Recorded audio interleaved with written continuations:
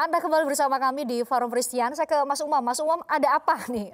Relawan ini mencoba dianggap mendikte partai politik atau partai politik yang masih lama sekali sih nggak gerak-gerak atau apa yang terjadi? Ya, Mbak Frisian, saya pikir ini situasi yang sebenarnya too early untuk membicarakan terkait teknis koalisi sampai kemudian pembentukan capres-cawapres di 2023 bulan September tepatnya. Pun tahapan pemilu sudah kick off kemarin? Tahapan pemilu, tetapi secara nature ini sebenarnya masih cukup jauh.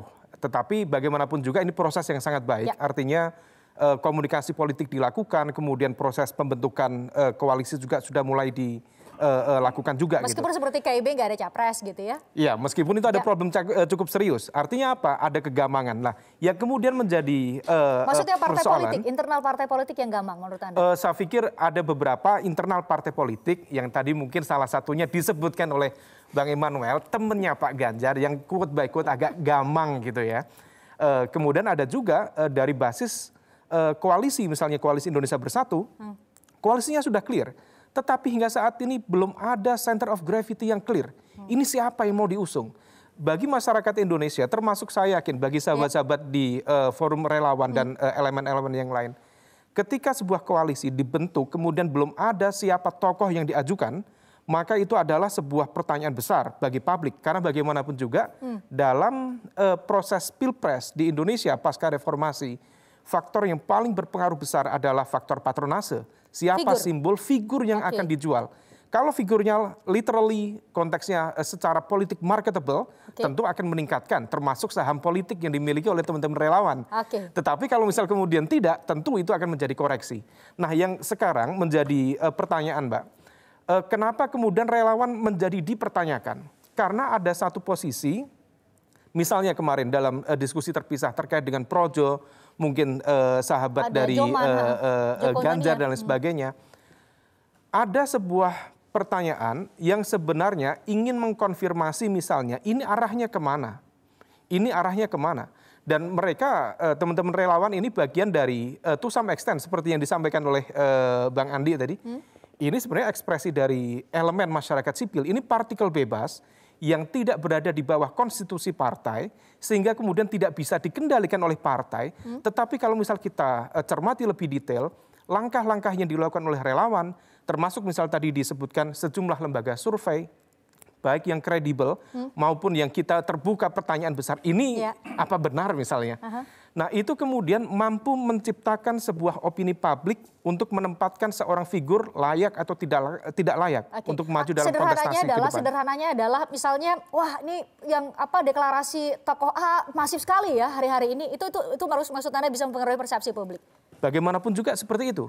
Artinya begini, dalam konteks ruang demokrasi yang sangat terbuka, opini publik itu, kalau misal saya cermati, opini publik itu pada level ini bukan sesuatu yang genuine, bukan sesuatu yang kemudian organik. Dia bisa dimanipulasi, dia bisa dibentuk oleh siapapun, influencer, elemen-elemen yang lain. Oleh karena itu, saya hari ini membuka-buka materi jurnal, Mbak. Ada sebuah materi yang cukup menarik,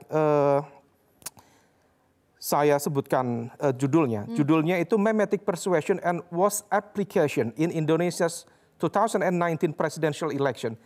Dalam paper ini dimuat di jurnal New Media and Society. Dalam jurnal ini hasil investigasi dari sejumlah peneliti. Ada sejumlah tim relawan, tentu di luar teman-teman yang ada di sini. Ada tim relawan yang to some extent dia di backup oleh logistik yang kuat. Dan dia melakukan rekrutmen yang cukup sistematis. Dan kemudian agenda politiknya jelas.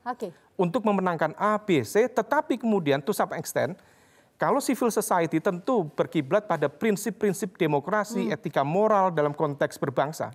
Tetapi elemen-elemen ini, mereka menciptakan menciptakan hoax, fake news, hate speech, dan juga character assassination. Kalau misal kemudian itu dilakukan... Itu terjadi kapan? Pemilu 2019? Ini dalam konteks studi kasus di pemilu Pilpres 2019. Pilkada awal itu. Iya, artinya apa? Artinya, kalau misal kita melihat fenomena ini, itu harus hati-hati, harus dengan jernih. Ada elemen yang memang dia bisa mengekspresikan dirinya, elemennya sebagai kekuatan masyarakat sipil, yang itu sangat produktif terhadap demokrasi.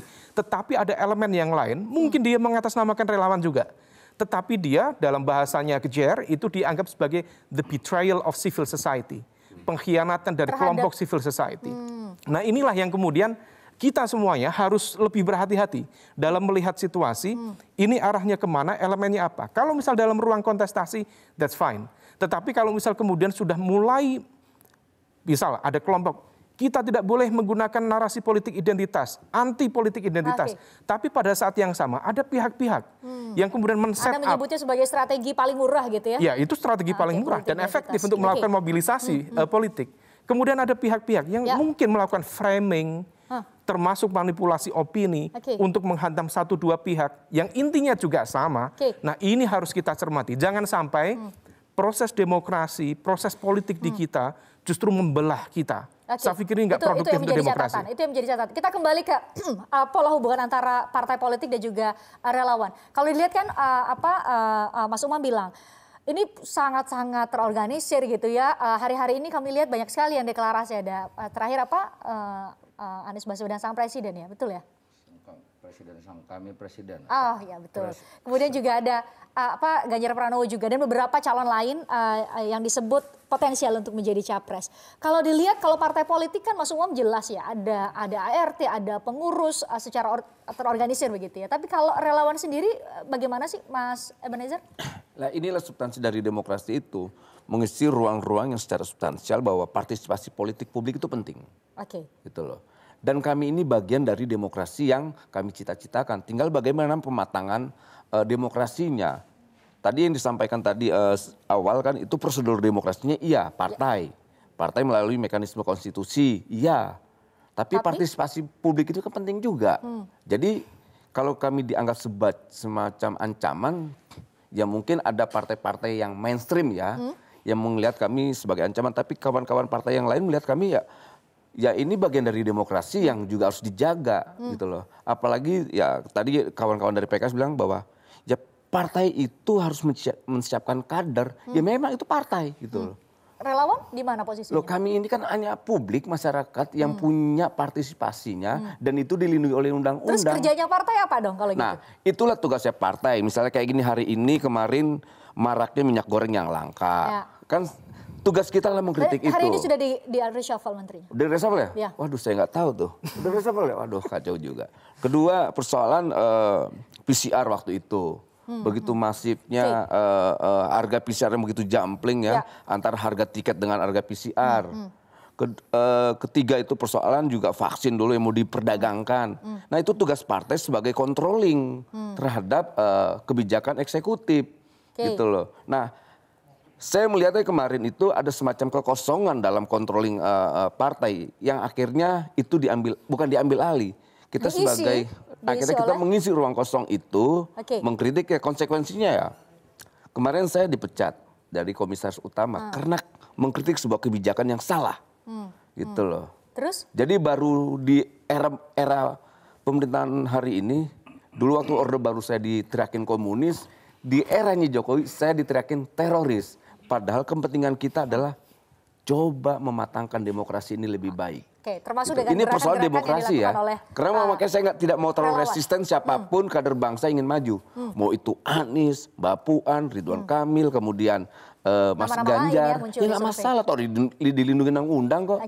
Nah tinggal memang kader ini kan ruang produksinya para orang-orang hebat ya untuk masuk level yang lebih tinggi. Itu pimpinan eksekutif. Partai politik ya? Kenapa? Kader partai politik maksud Anda? Iyalah. Kalau itu kami juga nggak coba tidak menutup. Oke. Bang Andi kalau tampaknya sangat rapi, terorganisir sekali relawan. Apa bedanya dengan partai politik? Partai politik kan punya ada RT, terdaftar sebagai badan hukum, ada ketua umum sampai pengurus sampai tingkat wilayah paling bawah. Bedanya relawan nggak bisa mengisi daftar caleg. Beda yang kedua, relawan nggak bisa mengusung calon kepala daerah dan calon presiden. Di situ bedanya. Kalau struktur mungkin bisa sama, ya struktur justru mungkin sama. Kita tahulah partai-partai juga seperti apa. Coba kita lihat ya, maksudnya kita baca ini. Pemilu pileg, kontrak antara masyarakat dengan partai politik itu kecil. Bagaimana cara membuktikan itu kecil? Lihat aja party ID-nya. Lihat masyarakat memilih partai atau memilih caleg. Karena itu kontrak masyarakat dalam pileg itu kontra antara people to people. Dia dengan bukan people to party, kebetulan people itu ada di dalam partai. Karena itu boleh coba periksa dari semua partai dari PDIP sampai P3 itu pemilih itu lebih banyak memilih caleg orang atau lebih banyak memilih partai politik. Jawabannya adalah lebih banyak memilih orang. Nah karena itu komposisi caleg partai-partai politik itu juga mempertimbangkan faktor orang untuk ditempatkan di dapil-dapil itu. Oke. Nah, peran relawan adalah? Nah karena itu, saya mau kaitkan dengan relawan tadi itu. Nah karena itu nggak bisa tiket ini yang dibawa oleh partai ini ketika pileg itu kemudian kita biarkan begitu saja, kemudian kita serahkan begitu saja untuk partai politik menentukan siapa calon presiden.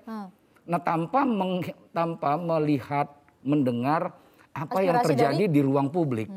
Nah ruang publik ini kan bukan milik 1-2 orang, ini milik kita semua. Ya. Bisa diisi oleh tokoh-tokoh partai politik, bisa diisi oleh para intelektual seperti Khairul Umam, bisa diisi oleh orang-orang seperti kita ini, bisa diisi oleh Frestian, bisa diisi oleh surveyor-surveyor, oleh para pollster itu. Nah sekarang disitulah pertarungan narasi, gagasan, pikiran itu, ya tentu tadi dikatakan itu terbentuk sedemikian rupa dan kemudian ditangkap oleh publik yang banyak itu, yang dia tidak punya ruang dan kesempatan untuk menyampaikan pikirannya sehingga berpengaruh kepada orang lain. Selain di saat hari pemilihan di TPS maksud Anda? Iya, selain itu. Nah karena itu, itu saya nanti masuk ke situ. Nah karena itu, jangan sampai ini terjadi di pilkada. Apa itu? Masyarakat dikasih calon tunggal. Coba Frestian lihat itu, berapa banyak itu masyarakat tidak punya choice. Anda melihat karena partai-partai bisa diborong. Nah ini nggak boleh terjadi atau dibikin di set ini. Kita lihat, kita kan paham, dilihat ini. Kalau main 2 kita menang nggak? Kalau kita menang kita main 2. Tapi bisa dibikin main 3. Nah itu partai-partai itu kan berapa orang sih pimpinan partai itu? Nah kan pimpinan partai itu nanti yang menentukan bagaimana konstelasi politik baik di daerah maupun di pusat itu. Nah kehadiran relawan adalah? Nah karena itu keberadaan relawan ini itu jangan direduksi. Nah sekarang ada yang negatif dari relawan. Saya menangkap dari pesan Bung Khairul Umam tadi itu bahwa ada juga relawan-relawan yang katakanlah disebut tadi sebagai the betrayal of civilian society. Tapi kalau itu kita mau tarik juga, partai politik juga bisa jadi betrayal terhadap demokrasi. Kalau tidak kita counter. Nah karena itu, apa sih yang tidak ada negatifnya? Wartawan juga ada negatifnya. Jadi kita dengar wartawan bodrek gitu kan. Tapi bukan karena yang negatif itu, kemudian itu merubuhkan substansinya. Nah kita mau bicara di substance-nya. Itu maksud saya. Ada kekhawatiran jangan sampai kemudian ini kan partai-partai belum ya mendeklarasikan capresnya setidaknya sampai saat ini. Jangan sampai kemudian relawan yang menanam kemudian partai politik yang menuai. Kami akan perbincangkan terkait hal ini usai jeda di Forum Frestian.